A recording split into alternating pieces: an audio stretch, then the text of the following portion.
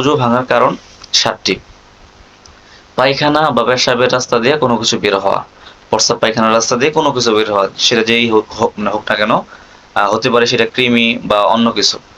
মুখ ভরিয়া বমি হওয়া, মুখ ভরে যদি কেউ বমি করে তাহলে অজু ভাঙবে, মুখ ভরে যদি বমি না করে তাহলে অজু ভাঙবে না। এই হচ্ছে কথা।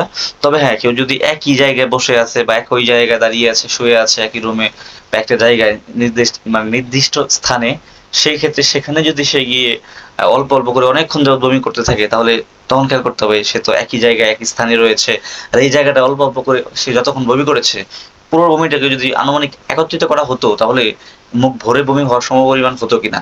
যদি মুখ ভরে বমি হওয়ার সমপরিমাণ বমিটা হয়, মনে মনে সন্দেহ হয়, ধারণা হয়, তাহলে অজু করতে হবে, আর না হলে অজু থাকবে না।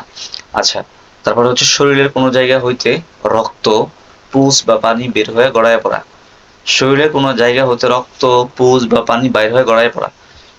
এখন রক্ত, পুজ, পানি বের হচ্ছে, যদি গড়ায় পড়ার আগে কেউ টিস্যু দিয়ে মুছে ফেলে তাহলে অসুবিধা নাই, অজু ভঙ্গ হবে না। তবে যদি এত পরিমাণ বেশি বের হচ্ছিল কিন্তু সেটা গড়ায় পড়ার আগেই টিস্যু দিয়ে মুছে ফেলে কাপড় দিয়ে, সেক্ষেত্রে যদি দেখা যায় না সেই পরিমাণটা বেশি ছিল, যেটা গড়ায় পড়ার উপক্রম হতো, তাহলে অবশ্য অজু ভেঙে যাবে, অজু করতে হবে। ৪ নাম্বার, থুতুর সঙ্গে রক্তের ভাগ সমান বা বেশি হওয়া।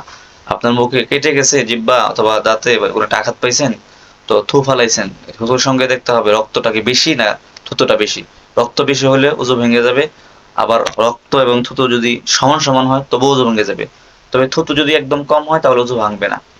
তারপরে চিত বা কাত হয়ে হেলান দিয়ে ঘুম দেওয়া। চিত হয়ে বা কাত হয়ে অথবা হেলান দিয়ে ঘুম দিলেই অজু ভেঙে যাবে।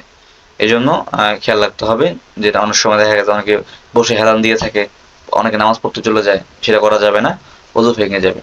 পাগল হয়ে গেলে বা মাতাল বা অচেতন হয়ে গেলে কি হবে? অজুটা ভেঙে যাবে।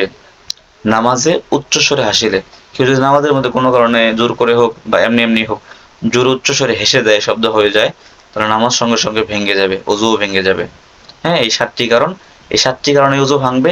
এর বাইরে যত কারণ আমরা জানি, যে কাউকে গালি দিলে অজু ভেঙে যায়, সেটা হবে না।